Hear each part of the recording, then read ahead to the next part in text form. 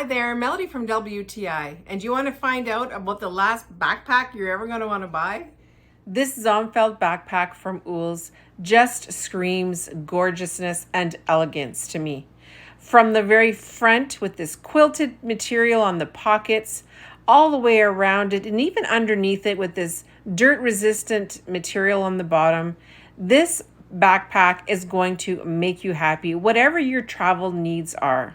So this backpack is made out of a waterproof fabric. It has a lot of ripstop fixed stitching in it, so it's going to last you a very long time and multiple uses. It also comes with this elegant toiletry bag, so it's going to keep all of your personal things all together so you can just grab and go when you're in a hurry. The built-in elastic will keep all of your clothes snug, and if you should choose to use it for a laptop bag, you can fit a 17-inch laptop in here. And I love the adjustable handle. It's hidden when you're not in use, but when you need it, you can use it to wheel around your luggage.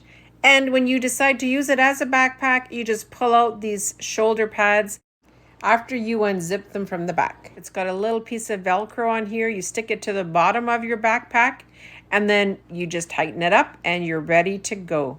Super simple, super easy.